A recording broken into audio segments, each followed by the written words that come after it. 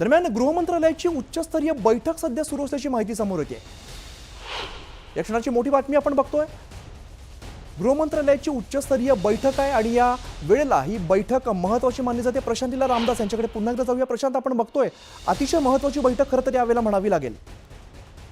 बरोबर आहे, एक अतिशय महत्त्वाची बैठक सध्या सुरू असल्याची माहिती पुढे आलेली आहे। केंद्रीय गृह मंत्रालयामध्ये मुख्य गृह सचिव जे आहेत ती बैठक घेत असल्याची माहिती पुढे आलेली आहे। सीमा भागातील जे सचिव आहेत ज्या ज्या राज्यात, जसं उदाहरणार्थ राजस्थान असो, याशिवाय जर बघितलं आपण पंजाब असो, याशिवाय जर बघितलं आपण हिमाचल प्रदेश असो, याशिवाय जर बघितलं जम्मू काश्मीर असो, याच्या मुख्य सचिवांसोबत सध्या बैठक सुरू असल्याची माहिती पुढे आली आहे।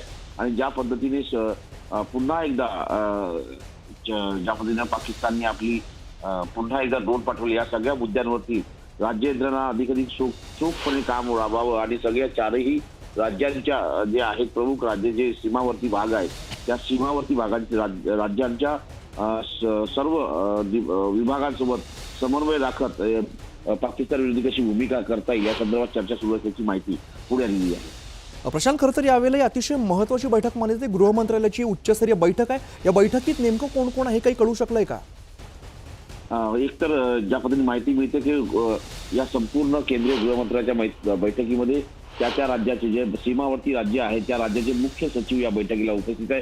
व्हिडिओ कॉन्फरन्सच्या माध्यमातून ही बैठक सुरू असल्याची माहिती पुढे आलेली आहे। ज्यामध्ये जर बघितलं आपण तर एकीकडे राजस्थानचे मुख्य सचिव, त्यानंतर गुजरातचे मुख्य सचिव, त्यानंतर जम्मू काश्मीरचे मुख्य सचिव, पंजाबचे मुख्य सचिव हे प्रामुख्याने उपस्थित आहे। आणि महत्वाचं म्हणजे जर बघितलं सगळ्या याच्यावरती थोड्याच वेळात होऊ शकतं परराष्ट्र सचिव जे आहे ते देखील या संदर्भात वक्तव्य जारी करण्याची शक्यता व्यक्त केली जात आहे। विदेश सचिव जे आहे, परराष्ट्र सचिव जे आहे मिस्री, ते या संदर्भात थोड्याच वेळात ऑन कॅमेरा बाईट देण्याची शक्यता व्यक्त केली जाते।